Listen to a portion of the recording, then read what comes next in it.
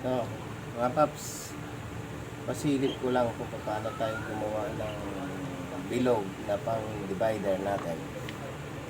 Ito ang mahiwagang gamit ko pagbibilog, pinaka the best, alwang malwan. Kung mayroon kayo nito, may nabibili nito kahit saan, tindahan mga. Ito ang aking the best na gamit. Napakasimpleng pagbilog, hindi mo na kailangan mag-grind. Ito lang. Isa na yung ating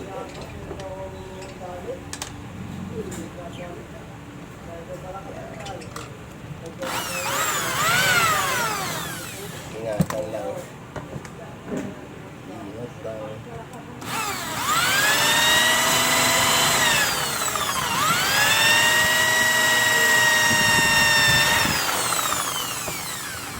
Ganito ba? Kasimple.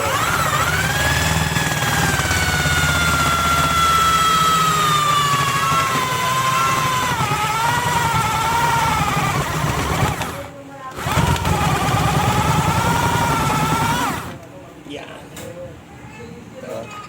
Ganito lang kasimple. Yan.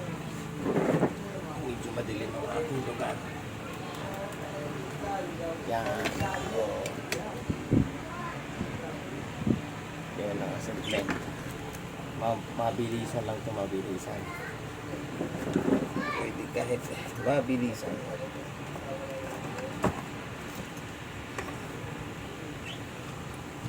Pwede lang yan.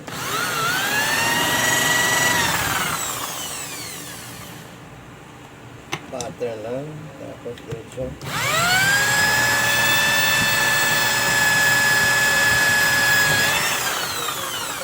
Sa butas.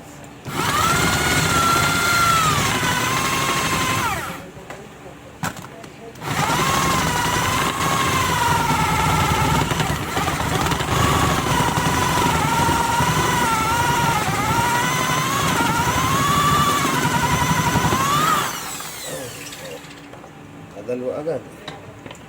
Yan ay saktong-sakto yan dito. Sakto-sakto yan. Kakayasan na lang ng konti. May divider ka na. Makapal eh. Okay. Yan ang sikreto ng divider. Mabilis gumawa. Sige.